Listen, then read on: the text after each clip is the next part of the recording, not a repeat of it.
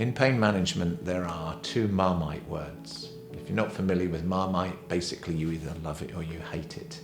And the two things that people hate in pain management are pacing and acceptance. Pacing is really important. It basically means adapting to change. And one of the things a lot of people do when their health has interfered with life is that they keep trying to do whatever they used to do. And in pain management, this is very important because what it means is a lot of people keep pushing themselves to the limit and then crash out.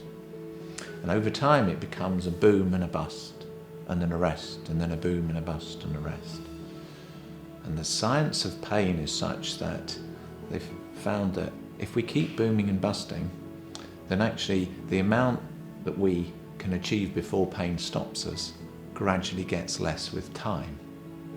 And the other thing is, just with time, we get worn out, we get fed up, and we start to just associate doing certain things with inevitable pain. So pacing is a way of breaking that relationship. In many ways, pacing is just what everyone else in the world does. It really means stopping before your body stops you. But if you used to do a lot in the past and your body doesn't let you do that anymore, you keep trying to do it.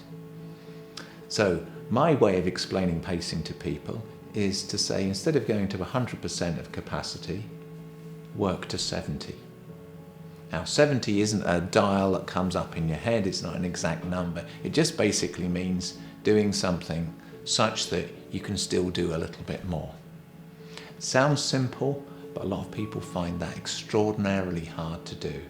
And that's one of the big discussions we have over time with people, is coming to terms with that change and finding ways in which we can come to terms with change and work to that 70%. Some people choose not to, and that's fine. It's really ultimately about making choices. So the idea is that if you do decide you're going to go to 100% and crash out tomorrow, that when you're crashed out tomorrow, you think, well, that was worth it. And that's really the thing about pacing. It's not a kind of police force, a kind of pain police force saying you must do this and you must do that.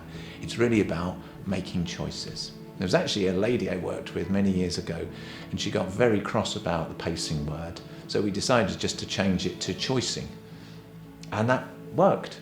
So we just said, well, it's just all about making choices that suit you and your values. And sometimes it's worth doing something to your limit because it's important enough to do it.